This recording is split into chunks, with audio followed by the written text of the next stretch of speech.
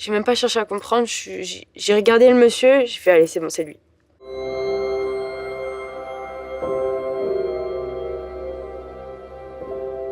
C'était à Théoul-sur-Mer, le premier jour de mes vacances. La veille, je venais de passer mon bac et j'étais avec mes grands-parents. Sur la plage, il faisait beau et tout. Et c'est la plage de tous les week-ends, samedi, dimanche. On fait les devoirs dessus, on mange, on fête des anniversaires, voilà. Ce que je préfère dans ces moments-là, c'est la simplicité.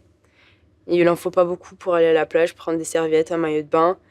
C'est assez sauvage et il n'y a pas trop de tourisme comme dans tout le reste de la Côte d'Azur. C'est un petit comité, il y a les petits bateaux de pêche à côté, c'est très calme. Mais donc j'étais tranquillement sur ma serviette et je décide donc d'aller me baigner. Et là, je vois un couple, dont ce monsieur qui regardait les poissons. Il avait la tête dans l'eau et on voyait son dos et sa tête en train de flotter.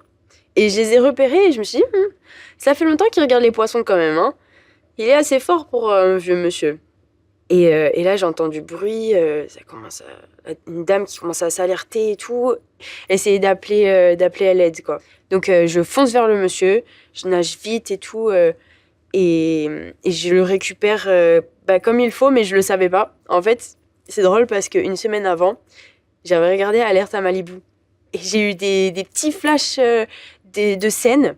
Et en fait, j'ai pris le monsieur naturellement.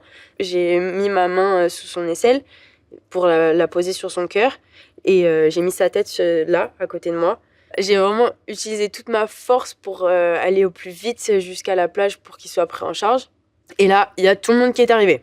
La gendarmerie, le SAMU, le garde champêtre, les policiers qui sont arrivés. C'était assez rocambolesque et en fait, après, quand toutes ces personnes sont arrivées, je me suis dit, moi, j'ai rien à faire là, puisqu'ils ont tous un poste. Et donc, je suis retournée voir mes grands-parents.